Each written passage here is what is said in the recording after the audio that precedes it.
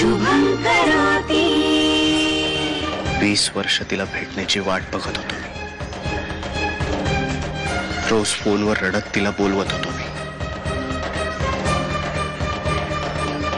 रात्र रात्र जागून तिची वाट बघत होतो मी, पण ती येत नव्हती। वेळच नव्हता तिच्याकडे। तिच्या पुरस्कार आणि सत्कार समारंभातून म्हणजे रागिणी खानोलकर आई आहे माझी।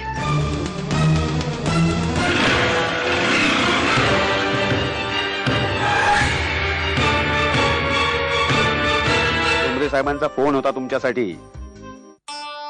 माझ्यासाठी? म्हणजे तुमच्या कामासाठी हो। अहो आधीच माहिती असतं की तुमची आणि त्यांची इतकी जवळीक आहे तर। माझी जवळीक? साहेब आमच्याकडे पण बघा जरा।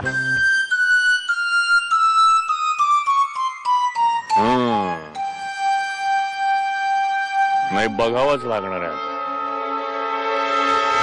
मॅम निषाद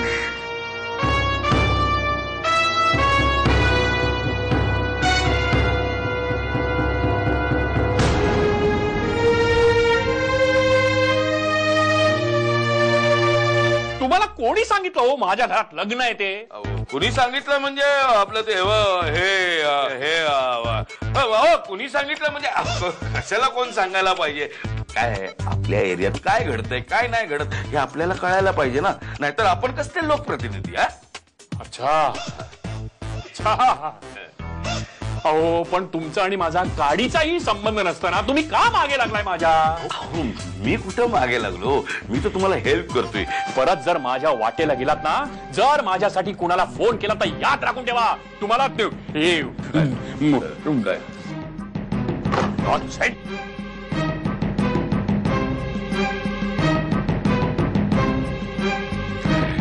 शशांक मी माझ्या अरियर्सचे पैसे विड्रॉ केलेत। एवढे पैसे कशाला विड्रॉ केलेस तू?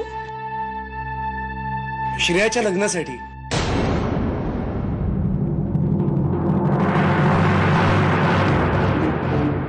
श्रेयाच्या लग्नासाठी?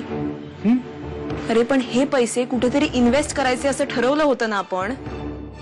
पण त्यावेळेला श्रेयाचं लग्न ठरलं नव्हतं ना। अरे पण हे सगळं तुला आपणहून करायची काय गरज आहे? त्यांनी मागितले तर आपण देऊ ना पैसे। विवेक काका आणि वृषाली काकू आपल्याकडे पैसे मागतील आणि श्रेयाचा मोठा भाऊ म्हणून मला पुढाकार घ्यायला नको?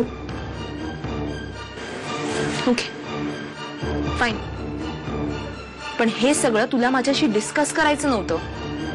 तुला फक्त मला इन्फॉर्म करायचं होतं। दरवेळी तुला हवं असतं तसं वागतो ना मी। मग प्लीज यावेळेला मला हवंय तसं वागू दे। त्या मुलीची काही चूक नव्हती निशी। तिला माहित नव्हतं आपलं नातं। तुला माहित होतं ना? का प्रयत्न करते सतत याच्या त्याच्या मार्फत मला भेटण्याचे? मी तसं काहीही केलेलं नाही आणि मला तुला भेटावंसं वाटलं, तुझ्याशी बोलावंसं वाटलं तर काय चूक आहे? आई आहे मी तुझी। कधीपासून? कधीतरी माझ्या बाजूने विचार कर निशू। तुझ्या अशा वागण्याने माझं काय होत असेल? त्यावेळी तू विचार केलास तुझ्या तशा वागण्याने काय होत असेल माझं? तेव्हा तुला माझी गरज नव्हती, आता मला तुझी गरज नाहीये।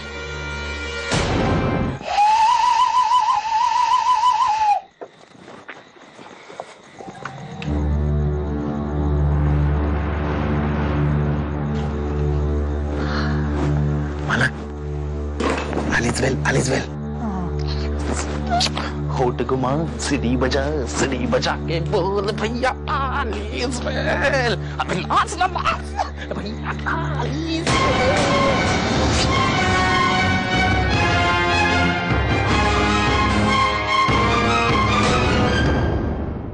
शुभं करोति।